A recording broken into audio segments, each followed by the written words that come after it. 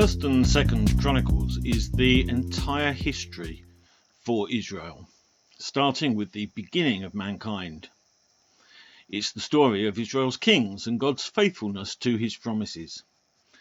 The account opens with a list of names, literally Adam, Seth, Enosh, Kenan, Mahalalel, Jared. The genealogies go on for 9 chapters. But that's not all there is to this document. First and Second Chronicles is an executive summary of God's covenant with David and how things played out afterwards. The first 9 chapters cover all the time that takes place from Genesis 2 to 1 Samuel 15, mostly via long genealogies. They trace David's ancestry, along with other major families in the 12 tribes of Israel. Genealogies in the ancient Near East followed a variety of forms and served many different functions. These variations appear in the chronicler's use of genealogies in the first 9 chapters of his history. Some passages follow the form of linear genealogies that trace a single family line through many generations. Others are segmented and sketch several family lines together. The chronicler's genealogies also sometimes skip generations without notice, emphasizing persons or events that are important to his concerns. Beyond this, the chronicler paused on occasion to tell a story. In the middle of all these genealogies there is a prayer. The prayer of Jabez is found in chapter 4 and verse 10 and says, "Oh, that thou wouldst bless me indeed, and enlarge my coast, and that thine hand might be with me, and that thou wouldst keep me from evil, that it may not grieve me." It's brief and pithy, and has become one of the best known prayers of history. Just 32 words, but entire books have been written about it. Let's briefly break this prayer down. Jabez prayed that God would bless him. Millions of prayers are offered every day, and many go unanswered because there's no relationship between God the Father and the person praying. People need to get out of their comfort zones, diligently work on their relationship with Jesus Christ. Jabez says, "God, I want to know you, and I want you to bless me." He's not famous, he's not a preacher, he's not a warrior from battle like David. He's a man of prayer that trusted God to do what he said he would in his word. Jabez prayed for God to enlarge his territory. God is looking for people to get out of their comfort zones. Most people pray prayers big enough that they can handle themselves. We need to pray prayers that are so big that if God didn't do it, it won't happen. Living large is praying large and doing everything we know to do to make it happen, anticipating that God will step in and do what we cannot do ourselves. Jabez prayed that God's hand would be upon him, asking God to bless him so that he can be a blessing to others. Praying prayers bigger than you forces us to trust and look to God. You have to look past money, time, talents, because God is able and he has all the resources needed. Having God's hand on our lives and the things we're doing is seeing beyond what you could possibly see into the realm that God does his best work. Jabez prayed for God to keep the evil one away. Pray that God would put a hedge of protection around us and our families. Does that mean that we never have hard times or bad things happen? No. We live in a sinful world and bad things happen. We see it every single day. We are praying that God would keep us from sinning, as the disciples' prayer says, and do not lead us into temptation, but deliver us from the evil one. The beginning of chapter 11 gives a summary of what's happening with God's people. King Saul and his son Jonathan have died in a battle against the Philistines. The people of Israel make David king, and not everyone accepted his kingship. God gathered a group of warriors around David to accomplish the mission that God had given him. Many of these are mentioned in this chapter. Jehoiakim, who stood alone against 300 enemy and defeated them. Eleazar, who stood with David in a plot of barley when all the other soldiers had fled in fear. God gave them a great victory. Abishai, who defeated 300 men with a spear. Benaiah, who killed 2 of Moab's best men. He then killed a lion in a snowy pit, and a 7.5-foot Egyptian with a huge spear, even though he was just armed with a club. Zadok, the young man, a mighty man of valour. Sons of Ephraim, again mighty men of valour. Chapter 12 tells us of other men, other troops, soldiers that joined and followed David. But they followed the lead of the first ones. What was it that set these people apart? What was it that caused them to be so successful against such overwhelming odds? They believed God and they trusted him. They're more concerned for their brothers than for themselves. They weren't looking for honour, they weren't seeking glory, and they were determined. In chapter 13, David confronts a challenge and gets off to a good start in solving it. He believes that the Ark of God should be brought back from Kiriath-Jearim, where it has been left under Saul's reign. Together, David and his leaders pray to God for wisdom and conclude that they do indeed need to bring back the Ark, but disaster strikes. Uzzah, who is helping transport the Ark, puts his hand on it to steady it, and God strikes him dead. This makes David both angry at and afraid of God, which leads David to abandon the project.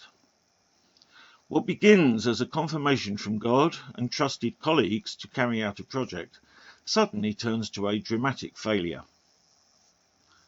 Then David carries out 2 successful battles. He inquires of the Lord in each case whether to go ahead, and God sends him out successfully on both times. But God's guidance for the second mission contains a very specific instruction. God said, "You shall not go up after them. Go around and come on them opposite the balsam trees." God wanted David to go, but he wanted him to go in a particular way. After these successes, David reflects on this experience and orders that no one but the Levites may carry the ark, because God has chosen them for the task. This was written in the book of the Law of Numbers, and had been either forgotten or neglected. Now, because they followed the procedure prescribed by the law, the ark was successfully moved. In the following chapter, we see David facing another challenge, one that was very real and very old. The Philistines chose to attack Israel just after David had been anointed as king of Israel. David had shamed the Philistines in battle, and now they were determined to attack him. David did not sit and wait for the problem to just go away. He took quick action to deal with the situation.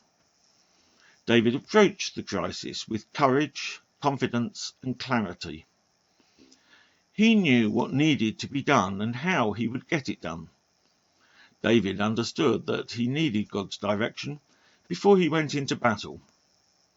David had won his fair share of battles, including a great victory over Goliath.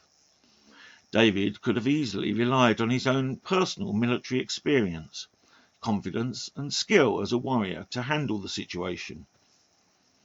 Before David attacked the Philistines, he stopped and asked God's direction, and was seeking guidance in 2 specific areas: whether he should attack and whether he would win in God's strength. David waited for God's answer before he attacked.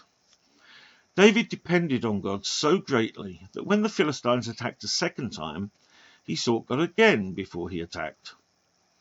The only way to experience God's power in fresh ways is to seek him, and the only way to know his direction is to ask for it.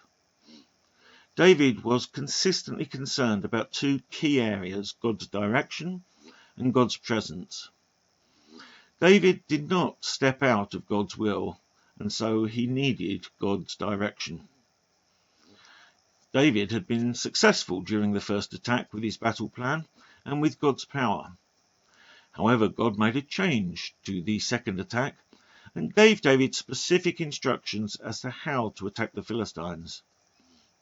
To be in tune with God's plans, David had to change his own plans. David saw God's power break out.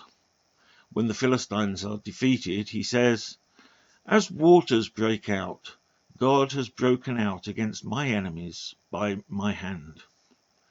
David revealed his deep reliance on God and his need for God to unleash his power on his behalf. David testifies that the power of God won the day and gave him the victory that he so desperately needed. David then takes a census of the people of Israel. Now, this may seem a fairly innocuous thing to do.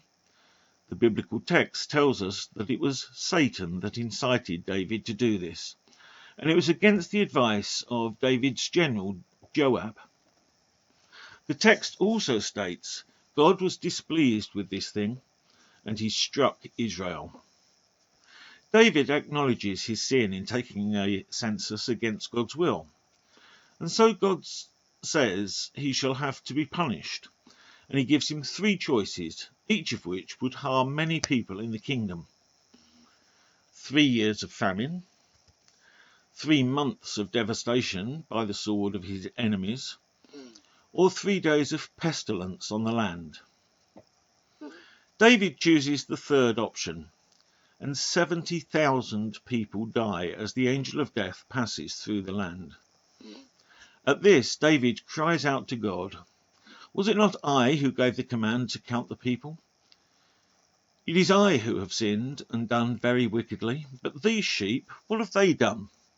Let your hand, I pray, O Lord my God, be against me and against my father's house.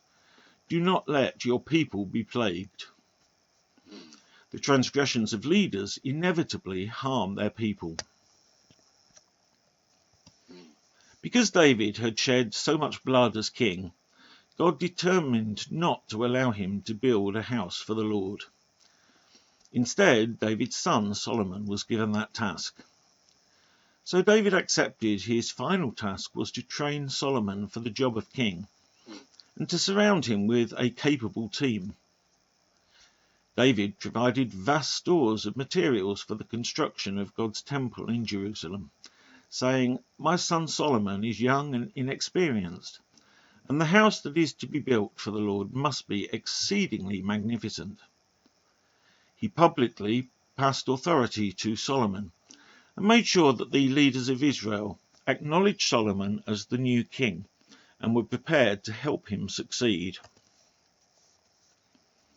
1 Chronicles adds a detail not found in other accounts. David creates a corps of musicians to make music in the house of the Lord. They were all under the direction of their father for the music in the house of the Lord, with cymbals, harps, and lyres for the service of the house of God. Asaph, Jeduthun, and Heman were under the order of the king. They and their kindred, who were trained in singing to the Lord, all of whom were skillful, numbered 288. David regarded this as a necessity, ordering it in his role as commander-in-chief of the army. The construction of the temple may have been left for Solomon, but King David made extensive plans for the project. He had clearly been guided by God's Holy Spirit. He talks about the plans that the Spirit had put in his mind. It was God's plan that he had put into David's mind. It wasn't something that David just dreamt up. No, it was God's plan. But God's plan required David to be part of it. God is a planner, and it was God's plan to build the temple. It was God's plan that David should have a part to play in this. But interestingly, the part of David was not the one that he thought. David was to play an enabler, the provision of the resources, to assemble the materials, to encourage others to contribute. As families and tribes and communities, the people contributed. And it says that they gave willingly, freely, joyfully, not least because of the example that David set. Of course, it's no good having a plan or provisions if you don't have the people to carry it out. God made it clear that David's task was to enable the provision of the necessary resources. God also made it clear that it was Solomon's job to make it happen. But Solomon couldn't build it on his own. He needed skilled craftsmen, engineers, masons, decorators, labourers. Some of those skills had to be imported. Some of the people involved came from outside the country. The king of Tyre sent an especially gifted person to help, a man called Huram-Abi. So in these few chapters about building the temple, we see God's plan, God's provision, and God's people all working together strategically to achieve God's purposes. If 1 Chronicles is the uplifting story of Israel's golden age, when King David ruled with justice and mercy, then 2 Chronicles is a rather abrupt and fairly brutal fall back down. Everything starts out just fine. David's son Solomon builds the temple in Jerusalem and impresses everyone with his wealth and wisdom. But Solomon dies. Israel's fortunes take a nosedive. For starters, the country breaks into 2 warring kingdoms. The new king of the unified kingdom, Rehoboam, isn't as politically savvy as his ancestor David. Tired of Rehoboam's heavy-handed rule, the 10 northern tribes break away and form their own kingdom. Both the northern and southern kingdoms of Israel go through a series of kings that could most kindly be described as a mixed bag. But both north and south had significantly more evil in power than good. It wasn't all evil. King Jehoshaphat tries to get a peace treaty going with his friends in the north. King Hezekiah starts the tradition of celebrating Passover in Jerusalem. King Josiah rediscovers the first 5 books of the Bible during his reign and realizes it would be a good idea to pay some serious attention. But these few bright spots aren't enough to counteract the absolute corruption of the rest of the kings of Israel. Breaking God's law, killing off family members, worshipping goats and demons, and a whole host of other things. There's all kinds of bad stuff going on. Things get so bad that even though God had promised that David's descendants would always reign in Israel, he lets the Babylonian Empire invade and destroy Jerusalem, level the temple, deport much of the population, and leave the rest to die in various horrible ways. Eventually, though, God does let the people return to Jerusalem to rebuild among the rubble. The chronicler initially states that God is happy with Solomon and that everyone in Israel is faithful to him. Solomon's first act as king is to sacrifice burnt offerings at the bronze altar in Gibeon. 1,000 burnt offerings to be exact. God is so pleased with Solomon that he tells the new king to go ahead and ask for anything at all. Solomon praises the Lord for his goodness and love. He then asks God to make him wise. That's the only thing that can help him lead God's people. God is definitely impressed. Solomon could have asked for money or power, or for the slow and painful death of his enemies. But no, he asked for wisdom. So God gives him wisdom, and, as a bonus for being so humble, he also promises to give Solomon riches beyond his wildest dreams. Solomon is wealthier than any other man on the planet, and wiser too. People come from all over the known world just to get his thoughts. After Solomon reigns over Israel for 40 years, he dies. So the temple has been completed and the preparations are being made for its dedication. Solomon orders all the things dedicated by his father David, as well as all the instruments that are to be used in the service of the temple, to be moved from the tabernacle to their new place in the temple. This was a special occasion. Indeed, Israel had never known a stationary place of worship. For years they had only known the portable tent called the tabernacle. It was a constant reminder of their wilderness wanderings. But this was about to change. Solomon's temple implied that God had established his people in the land of promise, never to wander again. When the temple was dedicated, the Lord showed his approval. God returned to his revered place. Everyone assembled for the occasion. Sacrificial offerings were made, representing the best worshippers had to offer. They were being offered to the Lord in worship and adoration. Today we should give the Lord the sacrifices of our time, energy, talents and finances for his service. The ark, the special physical symbol of God's presence and power among his people, is placed in the most holy place.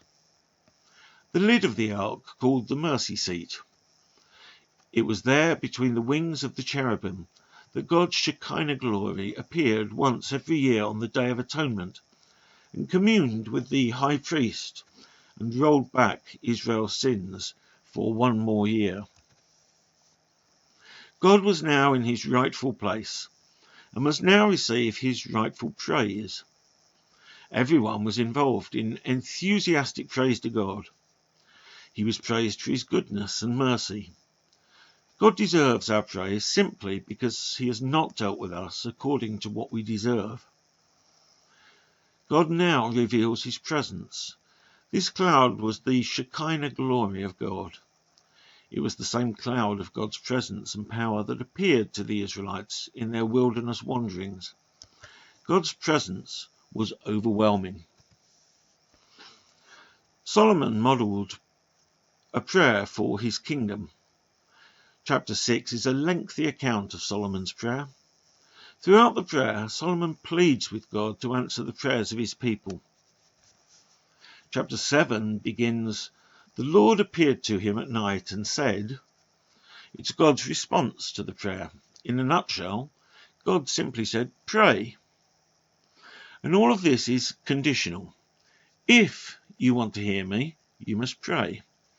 If you want me to answer, you must pray. If you want me involved in your life, you must pray. God answers prayer. God promises, if we pray, then I will hear from heaven. The conditional clause in 2 Chronicles goes much further.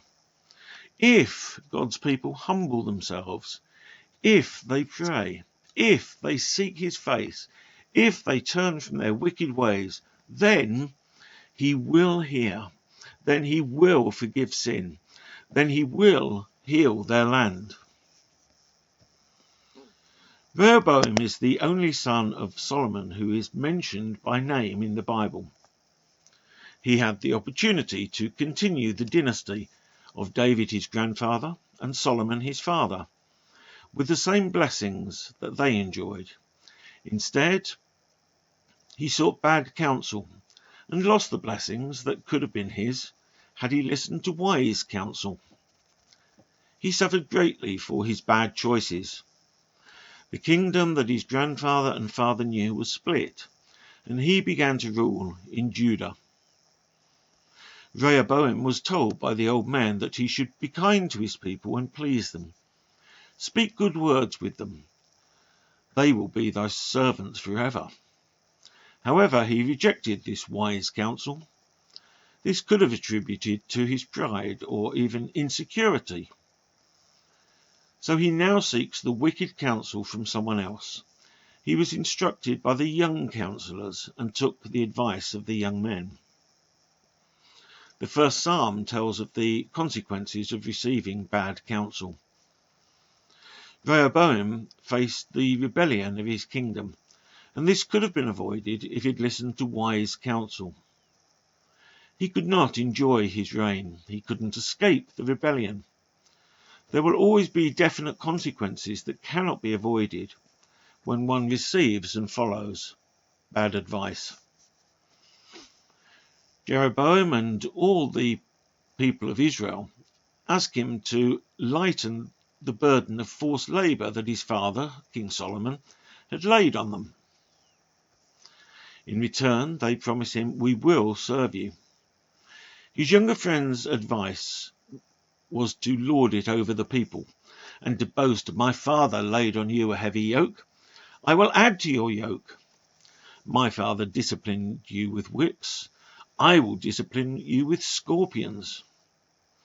Rehoboam decides to heed his younger friend's advice, seemingly because it strokes his ego. He replies to Jeroboam and the people as his young friend suggests, and then appoints a new taskmaster over forced labour. The people respond by killing the new taskmaster and rebelling against Rehoboam, who never succeeds in quelling the rebellion. About 5 years into his reign, Rehoboam turns his back on God, as does the rest of Israel.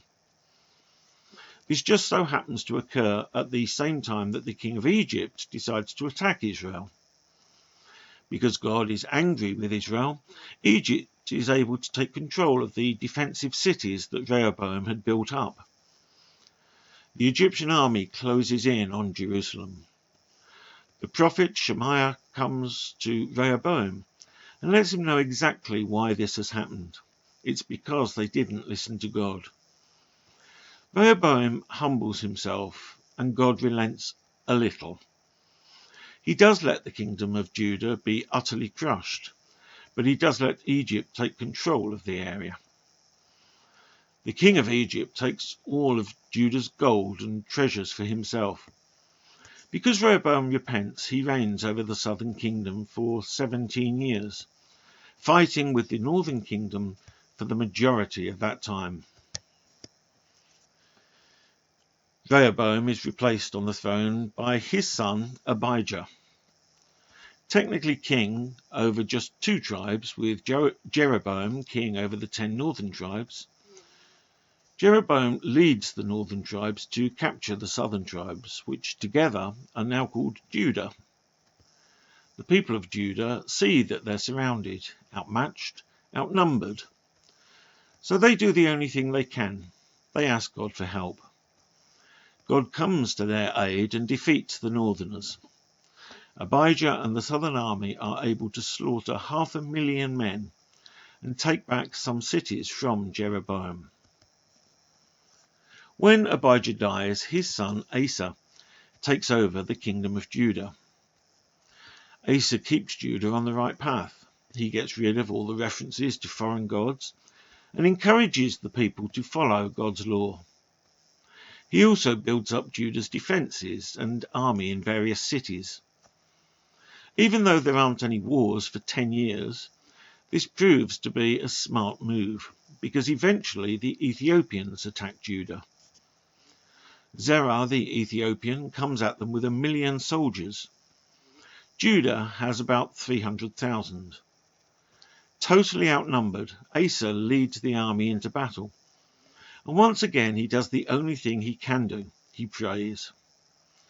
God hears the king's panicked cries and responds with a sweeping victory. Not only do they drive back the 1 million-man army, Judah manages to kill every last one. Now that a major battle has been won with God's help, the prophet named Azariah approaches the king to remind him that the people still need God's help. He tells Asa that as long as they follow God, he'll protect them. King Asa understands the prophet's words, and he rededicates himself to serving God. He repairs the altar in the temple and throws out all the idols. He gets everyone in Judah together from the tribes of Judah and Benjamin, and also people from the northern tribes of Ephraim, Manasseh and Simeon. They all come together in Jerusalem and make sacrifices in the temple and promise God that they'll always be faithful. Anyone who doesn't want to be faithful to God will be put to death. King Asa is so serious about his devotion to God that he even kicks his own mother out of the royal family because she made an idol to the goddess Asherah. Asa is loyal to God his entire life, and nothing bad ever happened. Well, until about 36 years into his reign. It seems the northern kingdom of Israel didn't crumble after Jeroboam died. His son Nadab took the throne briefly until he was killed by Baasha, who took the throne. The Israelites under Baasha are now ready for revenge on Judah. Baasha builds a blockade in the city of Ramah, which prevents anyone in Judah from going in or out, also therefore preventing supplies. So Asa approaches Ben-Hadad, the king of a neighbouring country called Aram, which is a region covering modern-day Syria, Turkey, Iraq, Lebanon. Asa tells Ben-Hadad that he'll give him mass quantities of gold and silver if he'll just stop supporting Baasha and the northern kingdom. Ben-Hadad agrees to turn his back on the northern kingdom and sends armies to attack Baasha. As a result, the king in the north isn't able to pay much attention to his stronghold in Ramah. Asa then attacks Ramah and dismantles the roadblock. A prophet named Hanani comes to see King Asa and tells him that he's made a mistake. Asa relied on the king of Aram instead of God to help defeat the north. Asa doesn't appreciate the criticism, so he throws the prophet in jail and starts taking out his anger on some of the people of Judah. Asa gradually turns away from God. Eventually he gets a really horrible foot disease. Again, instead of looking to God for healing, he consults physicians, and the disease leads to his death. He has been ruling for 41 years. Asa's throne in Judah was passed on to his son Jehoshaphat. After Baasha, the throne of Israel was taken by Elah, and then by Zimri, although he only lasted a week. Then Omri, and finally Ahab. As Ahab prepares to go into battle, Jehoshaphat reminds him that he should seek God first before going into war. He asks Ahab if there are any prophets of Jehovah who can be consulted. And Ahab replies, Micaiah, the son of Imlah, but I hate him, for he never prophesies anything favourable about me, but only disaster. Ahab is eventually persuaded to ask the man of God, who does indeed prophesy disaster. So Ahab puts him in prison and starves him. Unsurprisingly, the prophecy is true, as Ahab goes into battle and is killed. Meanwhile, King Jehoshaphat turns to God for guidance and instructs others to do so. Consider what you're doing, for you judge not on behalf of human beings, but on the Lord's behalf. He is with you in giving judgment. Now, let the fear of the Lord be upon you. Take care what you do, for there is no perversion of justice with the Lord our God. There's no partiality or taking of bribes. When he himself is facing a vast enemy army in battle, the prophet Jehaziel has to remind him, do not fear or be dismayed at this great multitude, for the battle is not yours, but God's. Jehu ends up putting Ahaziah to death, and the late king is buried in the northern kingdom.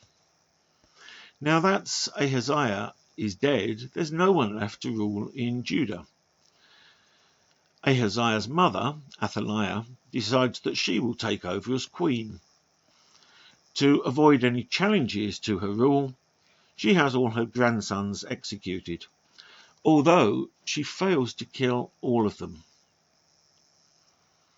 Her sister-in-law, Jehoshaphat, sneaks into the palace and is able to take her baby grandnephew Joash away to safety. The boy is raised in the temple by the high priest Jehoiada, who happens to be Jehoshaphat's husband. They hide Joash for 6 years while Queen Athaliah is in charge. After 6 years of hiding, the high priest Jehoiada hatches a plan for Joash to retake the throne of Judah from his usurping grandmother. Jehoiada forms an alliance with some of the commanders of Judah's army and the Levites in towns around the country. He lets them know that Joash is actually the former king's long-lost son. He's come now to take his place on the throne. Armed men all guard Joash while the high priest crowns him king. When Queen Athaliah hears about this, she's shocked. Everyone has turned against her by now, and Jehoiada orders the armed men to seize the queen and put her to death with the sword. Once that is done, the king and the people in Judah all agree that they should really start turning back to God again. That means no more idols or worshipping of Baal. Jehoiada gets the priests into the temple and gets sacrifices burning like they should. Everyone rejoices. The terrible idol-worshipping, child-murdering queen is dead, and Joash is king. Joash was only a child when he took charge of Judah, 7 years old to be exact, but he stayed king for the next 40 years. One of his first orders of business was to restore the temple in Jerusalem to its former glory. It seems that Queen Athaliah had set up altars to Baal everywhere. When the high priest Jehoiada dies, King Joash starts to stray a little. Those other gods are just so tempting. Jehoiada's son Zechariah goes to Joash and tries to explain where the king has gone wrong. Joash isn't happy with Zechariah's opinion, and so he has the prophet stoned to death. With his last dying breath, Zechariah predicts that God will avenge him. That same year, the king of Aram invades Judah and takes it without much resistance. God allows Judah to be crushed. King Joash is wounded in the fighting. Joash reigned for 40 years in total. He was eventually assassinated by his servants Zabad and Jehozabad in retaliation for the murder of Zechariah. He was replaced on the throne by his son Amaziah, who was generally a good king, although not perfect. He was also assassinated after 29 years as king.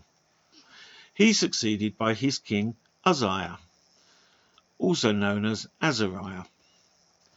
Uzziah initially co-reigned with his father, ruling alone after his father's death. Overall, he reigned for 52 years, dying at the age of 68.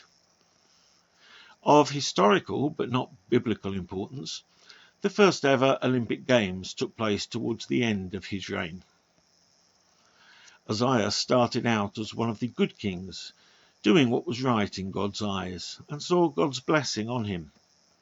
Sadly, as he became older, stronger, and more capable, he began to serve himself instead of the Lord. 2 Chronicles records, when he had become strong, he grew proud to his destruction, for he was false to the Lord his God. He attempts to usurp the religious authority of the priests, leading to a palace revolt that cost him the throne and leaves him as an outcast for the rest of his life. Beginning with Hezekiah, Israel entered a new phase of her history. The chronicler presents Hezekiah as a new David or Solomon. Hezekiah reunited the faithful of Israel and Judah around the throne of David through worship and celebration at the temple. This reunited people still experienced several periods of failure. Despite the failures of the reunited kingdom, God continued to grant blessings to his repentant people. God extended his mercy to them, offering them his blessing. The events of this period demonstrated the requirements placed on those who longed for the full restoration of the kingdom during the post-exilic period. The nation must turn to the Lord in humility and live faithfully before him. So Hezekiah was really the last good king that Judah had. He knows that the country has suffered because his father wasn't faithful to God. Hezekiah immediately gets the priests and Levites to put everything in order in the temple, removing the idols and altars that Ahaz had built. Everyone praises God, and atonement sacrifices are offered by the priests. Everything is done exactly the way David would have done it. In fact, many people brought animals for offerings that the priests had to ask for the Levites' help to sacrifice them all. Even Hezekiah is amazed at what God enabled the people to accomplish so quickly. After the Passover celebration, the people are so enthused that they decide to head out and destroy idols all over the country. The Israelites who came down for Passover go back to their homes. Later, King Hezekiah decides to make some organizational changes in the temple. He wants to be sure that there's enough on hand for offerings to God and to support the priests and Levites. The king donates items for offerings and sacrifices, but the people who live in Jerusalem are responsible for bringing food and supplies for the priests and Levites. They need to rely on the community to give food, clothes, and data plans. Again, the people are happy to give. They bring heaps of food and livestock to the temple, and the priests end up having a surplus of donations. Since there's so much left over, King Hezekiah arranges for the extras to be sent to the priests and Levites in other cities. After taking over Israel, King Sennacherib of Assyria comes for Hezekiah in Judah. King Hezekiah immediately gets to work building up defences in all of the most important cities in Judah. He's a good strategic thinker, but he also has one thing that the Assyrians don't. He has God on his side. He tells the people of Judah not to worry because God will help them out. So King Hezekiah and the prophet Isaiah start to pray, and God listens. He sends an angel to kill a lot of people in the Assyrian camp. With his army depleted, King Sennacherib is forced to head home. Later, his own sons kill him. Hezekiah gets deathly sick and successfully prays to God for healing. God also blesses him with immense wealth: gold, gems, spices, weapons, food, wine, oil, and livestock. Finally, after a lifetime of righteousness, King Hezekiah dies, and everyone mourns him. King Manasseh rebuilds all the idols that his father went through so much trouble to get rid of.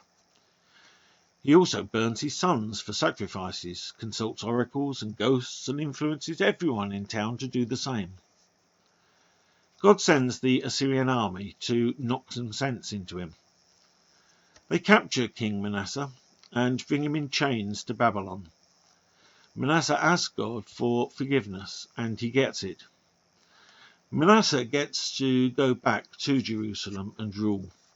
After that, King Manasseh restores the temple to its former glory, builds up defensive cities, and invests heavily in the army. When Manasseh dies after ruling for 55 years, his son Ammon is next in line. He makes all the same mistakes his father did, but without any of the repentance. He's so bad that his own servants end up killing him. Due to the untimely murder of his father, Josiah has to take control of Judah when he's just 8 years old. He's been on the throne for about 12 years when he decides to take down those idols that his father erected. About 6 years later, King Josiah decides to do some repairs to the temple. The high priest announces that he's just found a lost book of the law that was written by Moses. The king's men bring the book back to King Josiah and read it to him. When the king hears what the book has to say, he's shocked.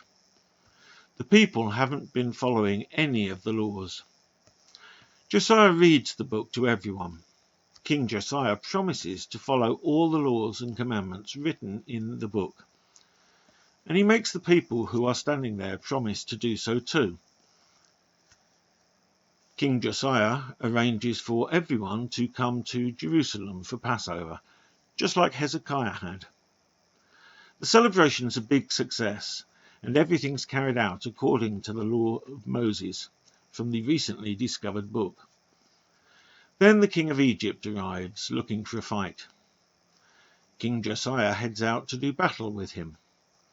But the king of Egypt isn't interested in conquering Judah and tells Josiah to head back home because he's about to attack another nation. Josiah doesn't listen and he heads into battle anyway. He's shot by arrows, brought back to Jerusalem, and there he dies. Josiah's son, Jehoahaz, comes to the throne, but he's only in power for 3 months. The king of Egypt apparently changes his mind and does come after Judah. He takes control of the country and makes Judah pay taxes to Egypt. Then he kicks out Jehoahaz and names his brother Jehoiakim as the new king of Judah. Jehoiakim rules for 11 years with the backing of Egypt. Unfortunately for Jehoiakim, his friends in Egypt are on the decline. King Nebuchadnezzar of Babylon marches into Jerusalem and deports Jehoiakim and some of his royal household. Jehoiakim's son, Jehoiakim, takes over. He's only 8 years old, so he's really no match for the Babylonian Empire. King Nebuchadnezzar has him deported to Babylon within a few months. Finally, King Zedekiah ascends to the throne. Even though God and the prophet Jeremiah try to warn him, King Zedekiah insists on rebelling against Nebuchadnezzar, who then attacks Jerusalem. The Babylonians kill men and women, young and old, sick and healthy. They raid the temple and take all the sacred gold as part of their victory. Then they burn the place to the ground until nothing is left. God lets King Nebuchadnezzar deport everyone who he doesn't have killed. They're forced from their homes and become servants in Babylon. They stay in exile there for 70 years, just like the prophet Jeremiah had predicted. If you would like to know more, then why not contact us at one of the contact addresses given on this slide? Or if you're ever in the Radstock area on a Sunday morning, then why not come to the Baptist Church for our 10:30 service? You'd always be very welcome.